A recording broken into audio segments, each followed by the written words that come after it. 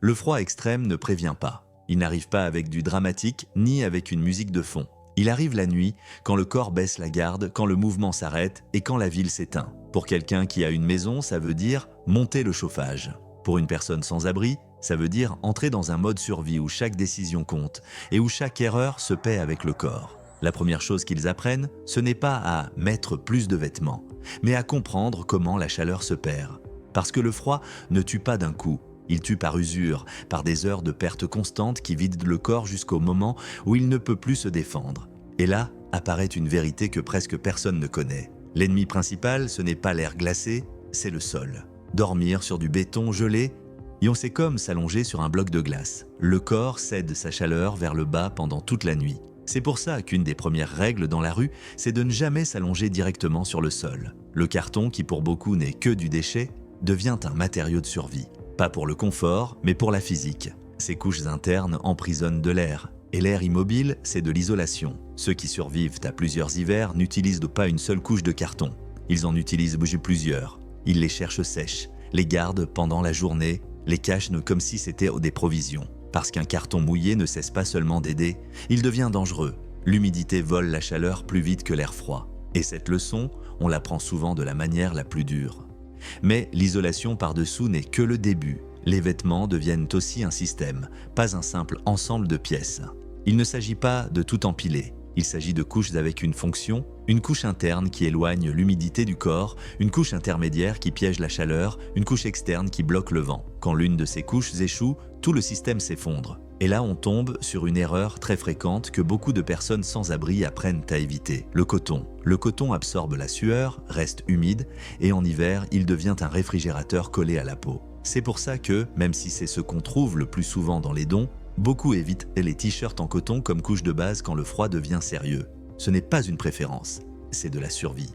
Une autre leçon arrive tôt. Les vêtements trop serrés sont un ennemi. Serrer les couches pour ne pas sentir le froid peut sembler logique, mais ça bloque la circulation. Et sans circulation, les extrémités refroidissent d'un plus vite. Mains, pieds, nez, oreilles, le corps commence à prioriser les organes vitaux et abandonne le reste. C'est comme ça que les engelures commencent. C'est pour ça que ceux qui savent laissent de l'espace. De l'espace pour que le sang circule, de l'espace pour que l'air reste piégé entre les couches. L'air, encore une fois, est le vrai manteau. Le vent est un autre adversaire silencieux. Une nuit sans vent peut être dure. Une nuit avec vent peut être mortelle. Le vent arrache encore et encore la couche de chaleur qui entoure le corps, et c'est pour ça que choisir où dormir est aussi important que choisir avec quoi dormir. On ne dort pas là où c'est le plus confortable. On dort là où le vent ne frappe pas directement. Derrière des murs, dans des angles, près de structures qui coupent les courants. 2 murs protègent plus qu'un seul. Un coin mal éclairé peut être thermiquement plus sûr qu'un endroit ouvert. La ville, sans le savoir, offre de petits avantages thermiques. Les murs qui ont reçu du soleil pendant la journée relâchent lentement de la chaleur la nuit. La brique et le béton stockent la température. Dormir près de l'un de ces murs peut faire la différence entre grelotter toute la nuit ou réussir à se reposer un peu. A l'inverse, le métal est évité dès que possible. Bancs métalliques, portes, grilles. Le métal conduit le froid vite et vole la chaleur sans pitié. S'appuyer sur du métal, c'est perdre de l'énergie sans s'en rendre compte. On apprend aussi à sceller le corps. Le froid entre par de petites ouvertures, le cou, les poignets, les chevilles, la taille. Peu importe le nombre de couches, si ces entrées restent ouvertes. Un foulard autour du cou peut être plus efficace qu'une veste plus épaisse. Fermer ses poings, c'est fermer des fuites invisibles. La posture pour dormir change aussi. S'étirer expose plus de surface au froid. Se recroqueviller réduit cette surface et rapproche les extrémités du centre du corps, là où le sang est plus chaud. La position fétale n'est pas un hasard. C'est un instinct affiné par la nécessité. Et quand le froid est extrême, le corps devient sa propre ressource.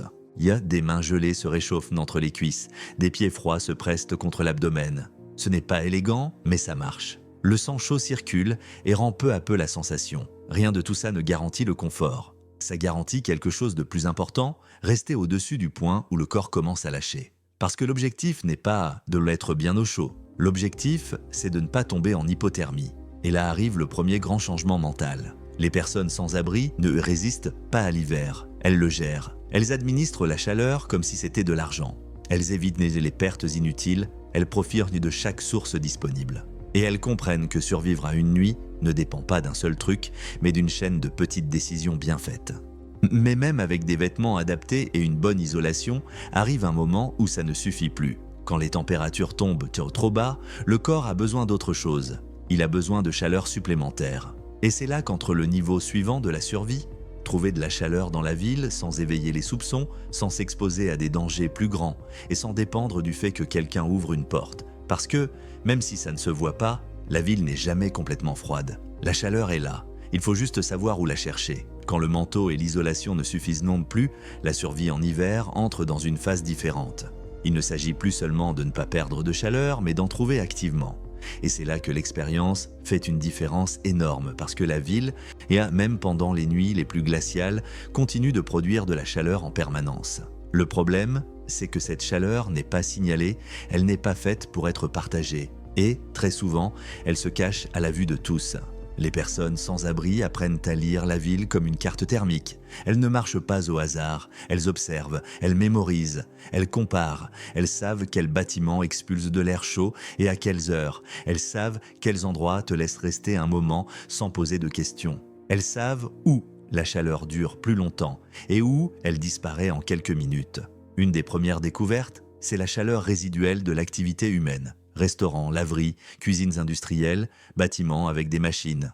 Et tous expulsent de l'air chaud vers l'extérieur, surtout à certains horaires. Un sèche-linge qui tourne pendant des heures crée un flux constant d'air tiède qui peut se sentir à plusieurs mètres. Ce n'est pas un refuge, mais c'est un point de recharge. Le corps se réchauffe là et garde cette énergie pour plus tard. La clé, c'est le temps. Personne ne reste trop longtemps. L'objectif n'est pas de s'installer, c'est de profiter du moment. Charger de la chaleur et repartir. Rester trop longtemps, c'est attirer l'attention. Et attirer l'attention, en hiver, peut se terminer par une expulsion exactement au moment où tu en as le plus besoin. Le sous-sol est un autre allié silencieux. Tunnels, métro, parking fermé. Sous terre, la température est souvent plus stable. Elle n'est pas chaude, mais elle ne descend pas aussi bas qu'à la surface. Pendant les nuits extrêmes, cette différence peut être critique. Certaines personnes savent exactement à quel niveau d'un parking l'air est moins froid, parce que la chaleur des voitures y monte et reste piégée en haut. Les escaliers intérieurs et les couloirs verticaux fonctionnent comme des cheminées. L'air chaud monte. Et même si on ne peut pas entrer dans des zones privées, se placer près de certains accès peut faire une différence. Il ne s'agit pas de confort, il s'agit d'empêcher le corps de continuer à perdre de la chaleur. Les espaces publics jouent aussi un rôle vital. Bibliothèques, gares, hôpitaux, terminaux. Ils ne sont pas toujours accueillants, mais ils offrent quelque chose que la rue ne peut pas donner, une chaleur stable et du temps. Et s'asseoir 1 heure dans un endroit tempéré peut rendre au corps la capacité de se défendre pendant la nuit. C'est pour ça que beaucoup de personnes sans abri organisent leur journée autour de ces espaces. Pas pour se reposer par plaisir, mais pour survivre. Et là, un détail devient important, le comportement. Pour pouvoir utiliser ces endroits, il faut faire partie du décor. Calme, silence, ne pas se faire remarquer. Pas parce que c'est juste, mais parce que ça marche. La survie urbaine n'est pas toujours une question de force. Très souvent, c'est une question d'adaptation sociale. Le moment de la journée compte aussi. La chaleur de l'après-midi, c'est de l'or. Passer du temps dans un endroit chaud avant que la nuit tombe augmente la température interne et crée une réserve. Cette chaleur ne dure pas éternellement, mais elle peut soutenir le corps pendant les premières heures de sommeil qui sont souvent les plus difficiles. Le soleil, même en hiver, reste une source puissante. Murs sombres, bitume, pierre. Tout ce qui a reçu du soleil pendant la journée relâche lentement sa chaleur au crépuscule. C'est pour ça que tous les endroits où dormir ne se choisissent pas la nuit. Beaucoup se choisissent le matin en observant où le soleil tape et combien de temps il reste. Respirer devient aussi un outil. L'air expiré sort chaud. Si on le laisse s'échapper, on le perd. Si on le retient partiellement avec une écharpe ou un tissu, on crée une petite bulle thermique autour du visage. Et ça ne réchauffe pas seulement, ça protège aussi les voies respiratoires de l'air sec et glacé qui irrite la gorge et les poumons. Respirer par le nez devient une règle. D'ailleurs, le nez réchauffe et humidifie l'air avant qu'il n'arrive aux poumons. Respirer par la bouche, c'est envoyer le froid directement dans le corps. Lors des nuits très froides, ce détail peut faire la différence entre dormir et passer la nuit éveillé à grelotter. Mais malgré tout, la chaleur externe a ses limites. Il y a des nuits où la ville ne suffit pas, où les lieux ferment, où le vent monte, où les températures tombent trop bas. Dans ces moments-là, certaines personnes ont recours au feu, mais pas comme on l'imagine de l'extérieur. Il n'y a pas de grand feu, pas de flammes visibles. Il y a une chaleur petite, contrôlée, discrète, une bougie protégée du vent, une boîte métallique transformée en conteneur, quelque chose qui réchauffe sans attirer l'attention. Le feu, mal utilisé, c'est du danger. Bien utilisé, ça peut être la différence entre survivre et ne pas survivre. Mais même le feu n'est pas la solution finale, parce que le feu réchauffe l'environnement, pas le corps de l'intérieur. Et quand le froid est profond, le corps a besoin de plus que d'air chaud. Il a besoin d'énergie. C'est là qu'entre le niveau suivant de la survie hivernale, la chaleur interne, la manière dont le corps produit et administre sa propre température, la relation entre nourriture, mouvement et repos. La compréhension que l'estomac, les muscles et le sang font partie du système de chauffage. Les personnes sans abri apprennent que toutes les nourritures ne servent pas de la même façon en hiver. Certaines remplissent, mais ne tiennent pas. D'autres semblent de petites, mais gardent le corps chaud pendant des heures. Manger au bon moment peut être plus important que manger beaucoup. Elles apprennent aussi à bouger avec intention. Marcher suffisamment pour monter la température, mais pas au point de transpirer. La sueur, en hiver, est un ennemi silencieux. Elle humidifie les vêtements et accélère la perte de chaleur. C'est pour ça que le mouvement se mesure, se contrôle, s'arrête avant de franchir la ligne. Rien de tout ça n'est intuitif pour quelqu'un qui ne l'a jamais vécu. Mais pour quelqu'un qui survit hiver après hiver, ça devient une routine. Pas une routine confortable, une routine fonctionnelle. Et quand on empile toutes ces couches, une chose devient claire. Survivre à l'hiver ne dépend pas d'un seul endroit chaud ni d'un seul truc. Ça dépend d'une séquence, passer par des points thermiques, charger de la chaleur quand c'est possible. Et ne pas la gaspiller quand on l'a. Mais même avec tout ce savoir, l'hiver reste une épreuve brutale parce que le corps se fatigue, parce que l'énergie s'épuise, parce que toutes les nuits ne se gagnent pas. Et c'est là, quand le froid devient extrême et que la marge d'erreur disparaît, qu'on voit le plus clairement qui comprend vraiment l'hiver et qui ne le comprend pas. En hiver, le corps devient un compte à rebours. Chaque heure sans assez de chaleur fait baisser l'énergie, la clarté mentale et la capacité à prendre de bonnes décisions. Et c'est ça le plus dangereux avec le froid. Il ne fait pas que te refroidir, il te ralentit, il te rend maladroit, il te rend moins capable de te protéger. C'est pour ça que les personnes de sans-abri qui survivent aux hivers les plus durs ne sont pas seulement celles qui ont le plus de vêtements. Ce sont celles qui comprennent comment produire de la chaleur de l'intérieur et comment éviter les erreurs qui accélèrent l'effondrement. Le premier secret de la chaleur interne, c'est la nourriture. Manger, ce n'est pas seulement manger, c'est du carburant. La digestion produit de la chaleur. Et quand il fait froid, le corps utilise une partie de cette énergie pour maintenir sa température. C'est pour ça que ceux qui vivent dans la rue essaient, quand ils le peuvent, de garder leur meilleur repas pour le soir. Pas parce que c'est une habitude agréable, mais parce que dormir le ventre vide, c'est dormir en perdant la chaleur plus vite. Un schéma revient souvent. Chercher des aliments denses en calories. Pas forcément les plus gros, mais les plus concentrés. Beurre de cacahuète, fruits secs, bar, fromage quand il apparaît, et d'aliments gras. Le gras a mauvaise réputation dans les régimes normaux, mais en hiver, pour quelqu'un qui vit dehors, c'est littéralement un bouclier thermique. Une poignée de noix peut maintenir plus de chaleur qu'un grand saladier. Et quand la priorité est de ne pas geler, la nutrition idéale devient de la survie. Le sucre joue aussi un rôle, mais différent. Le sucre donne de la chaleur rapide, comme une étincelle. Un bonbon, un biscuit, une boisson sucrée peuvent faire monter l'énergie pendant un moment. Le problème, c'est que cette chaleur disparaît vite. C'est pour ça qu'on l'utilise comme un coup de pouce, pas comme une base. Une étincelle avant de dormir peut t'aider à t'endormir, mais s'il n'y a rien de plus stable, le corps retombe. L'hydratation est une autre pièce que beaucoup oublient. En hiver, on ressent moins la soif. Mais le corps continue de perdre de l'eau. Et sans eau, le sang circule moins bien. La circulation est essentielle pour garder les mains et les pieds de chaud. Une personne déshydratée se refroidit plus vite. C'est pour ça que, même si ça paraît contradictoire, boire de l'eau aide aussi à survivre au froid. Le deuxième secret, c'est le mouvement contrôlé. Marcher réchauffe? Oui. Mais marcher trop fatigue. Et la fatigue, c'est dangereuse, parce qu'elle réduit la capacité à chercher un refuge, à réfléchir, à réagir. La rue enseigne donc une discipline étrange. Bouger pour se réchauffer, mais s'arrêter avant de transpirer. Transpirer en hiver est une erreur qui peut devenir fatale. L'humidité dans les vêtements vole la chaleur, et quand le corps s'arrête, cette humidité refroidit. C'est comme enfiler une chemise mouillée pendant une nuit glaciale. C'est pour ça que ceux qui savent bougent par petites rafales. 10 minutes rapides, puis pause, chauffer le moteur mais ne pas le tremper. Il existe un autre type de mouvement qui devient une routine. Les micro-activations, de petits exercices quand tu es assis ou allongé.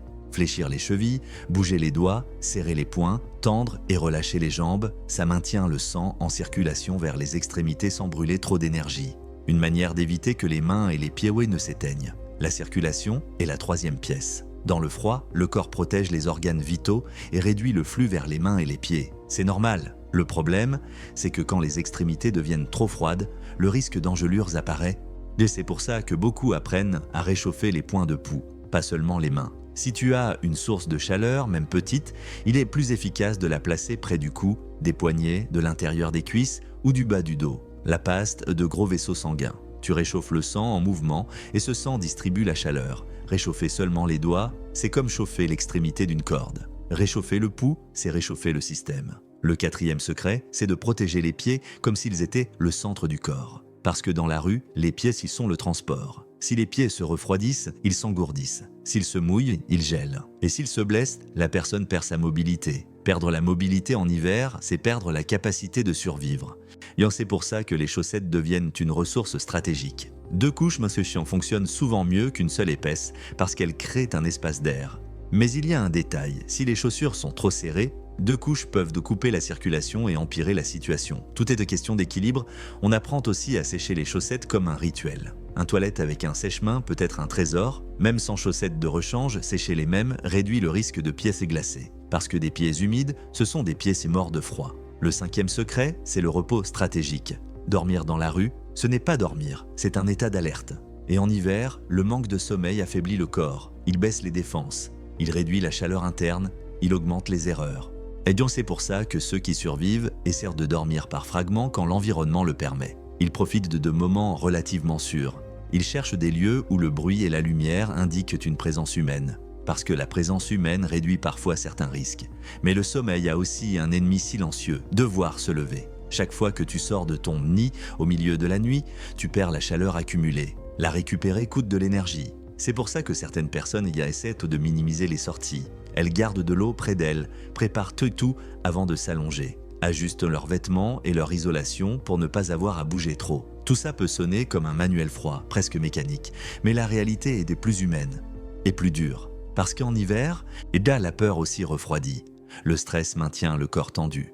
La tension brûle de l'énergie. Et quand tu brûles de l'énergie, tu te refroidis. C'est pour ça que certaines personnes développent des routines mentales, de petites habitudes pour rester calme, respirer lentement, ne pas paniquer quand le corps tremble, comprendre que le tremblement est une défense, que le corps essaie de produire de la chaleur avec les muscles. Le problème, ce n'est pas de trembler. Le problème, c'est d'arrêter de trembler alors qu'il fait encore froid. Parce que là, le corps commence à abandonner. Et ça mène à la partie la plus importante de toutes, reconnaître les signaux de danger. L'hypothermie ne se ressent pas toujours comme « je suis en train de geler ».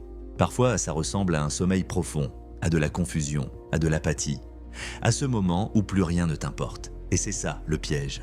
Les personnes sans abri qui ont vécu des hivers durs apprennent à repérer ces signes chez elles et chez les autres. Elles apprennent que si quelqu'un cesse de parler, cesse de répondre, devient lent, rit sans raison ou semble désorienté. Ce n'est pas juste de la fatigue, ça peut être une hypothermie. Et à ce stade, la rue devient plus que de la survie individuelle. Elle devient une survie collective. Parce que quand le froid atteint l'extrême, personne ne survit seul tout le temps. Il faut des infos partagées. Il faut de l'aide, il faut savoir où se trouve un refuge d'urgence, où on distribue une couverture, où il existe un endroit qui ouvre quand tout le reste ferme. Et là, l'histoire entre dans sa dernière ligne droite. Parce que, aussi bon que soient ces méthodes, l'hiver finit toujours par pousser les gens vers une décision finale. Prendre le risque d'un refuge, prendre le risque d'un espace partagé, ou rester dehors et parier que le corps tiendra. Cette décision, nuit après nuit, c'est celle qui détermine qui atteint l'aube et qui ne l'atteint pas. Quand l'hiver arrive à son point le plus dur, la survie cesse d'être une addition de trucs et devient une série de choix inconfortables. Des choix où il n'y a pas de bonne option, seulement des options moins mauvaises, parce qu'il arrive un moment où l'isolation, la chaleur d'une volée de la chiennaise à la ville et la gestion du corps ne suffisent qu'un plus. Le froid continue de tomber, la fatigue s'accumule et la marge d'erreur disparaît. Que c'est là que beaucoup de personnes sans abri se retrouvent face à une question que presque personne n'imagine devoir se poser. Où est-ce le plus dangereux de passer la nuit, dehors ou dedans ? Les refuges d'urgence sont, en théorie, la réponse évidente. Chauffage, nourriture chaude, un endroit où s'asseoir ou s'allonger. Mais la réalité est plus complexe. Tous les refuges n'ouvrent pas toutes les nuits. Tous n'ont pas de place. Tous ne sont pas sûrs pour tout le monde. Il y a des règles, des horaires stricts, de longues files, et parfois des ambiances tendues qui peuvent être aussi épuisantes que le froid extérieur. Pour certaines personnes, surtout des femmes ou des personnes avec des troubles psychiques, entrer dans un refuge plein peut sembler plus dangereux que rester dehors. Vol, conflits, manque d'intimité, bruit constant. Y endormir avec un œil ouvert n'est pas vraiment dormir, et sans repos, le corps ne récupère pas. Alors beaucoup alternent. Une nuit en refuge quand le froid devient extrême, une autre nuit dehors quand le climat laisse un peu plus de marge. Ce n'est pas un choix de confort, c'est un calcul de risque. L'hiver oblige à penser comme ça. En parallèle, il existe une autre aide qui apparaît seulement quand les températures d'Onige tombent à des niveaux critiques. Les refuges temporaires, des gymnases, des églises, des centres communautaires qui ouvrent uniquement pendant les vagues de froid. Pour ceux qui vivent dans la rue, cette information vaut de l'or. Savoir qu'un endroit va ouvrir ce soir-là peut changer toute la stratégie de la journée. Et ici, quelque chose devient central, l'information partagée. En hiver, survivre, ce n'est pas seulement savoir se réchauffer, c'est savoir ce qui se passe aujourd'hui, quel refuge a ouvert, lequel a fermé, où il y a des couvertures, où on distribue de la soupe chaude. L'information circule de bouche à oreille, par message, via des réseaux informels. Et celui qui reste en dehors de cette circulation reste plus exposé. Les bibliothèques, encore une fois, jouent un rôle inattendu, pas seulement pendant la journée, mais comme point de transition. Des endroits où se réchauffer, recharger le corps, se réorganiser et décider du prochain mouvement. Pour beaucoup, 1 heure dans une bibliothèque, c'est ce qui permet que la nuit ne soit pas une défaite totale. Mais même avec les refuges et l'aide, l'hiver continue de faire payer un prix élevé. Le corps se détériore, les mains se fendent, la peau se casse. Les pieds souffrent, les infections apparaissent. Et chaque petit problème devient énorme quand il n'y a aucun endroit stable pour récupérer. Il y a une chose qu'on dit rarement. Survivre à un hiver ne veut pas dire s'en sortir indemne, ça veut dire s'en sortir vivant. Beaucoup de personnes arrivent au printemps avec des dégâts accumulés, douleurs chroniques, blessures, maladies qui traînent pendant des mois. L'hiver ne tue pas toujours immédiatement. Parfois, il laisse des marques qui durent des années. Et il laisse aussi des marques mentales. Vivre des semaines, parfois des mois, en mode alerte permanente use. Dormir peu, craindre le froid, compter les heures jusqu'à l'aube. Le corps s'habitue à survivre. Mais l'esprit paie le prix. C'est pour ça que, quand arrive enfin un jour plus doux, beaucoup ne ressentent pas immédiatement le soulagement. Le corps met du temps à baisser la garde.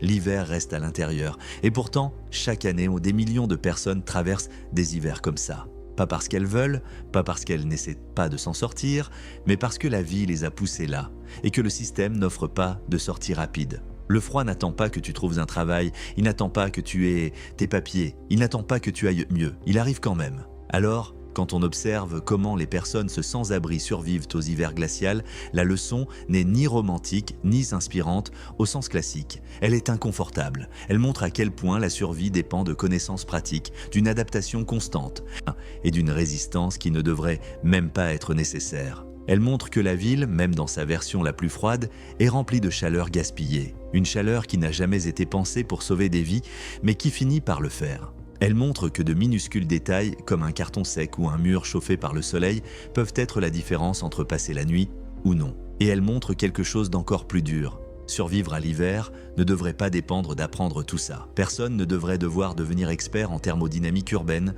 pour ne pas mourir de froid. Mais tant que cette réalité ne change pas, les personnes sans abri continueront de faire ce qu'elles ont toujours fait, s'adapter, observer, partager l'information, prendre des décisions difficiles et tenir bon, et les nuits après nuit, jusqu'à ce que le froid cède enfin. Quand le printemps arrive, la plupart des gens ressentent du soulagement. Pour ceux qui ont vécu l'hiver dans la rue, le printemps n'est pas seulement une saison, c'est une victoire silencieuse. La preuve que, une fois encore, le corps a tenu, que chaque petit truc, chaque bonne décision, chaque moment de chaleur volé à la ville a été suffisant, pas pour vivre bien, mais pour rester en vie.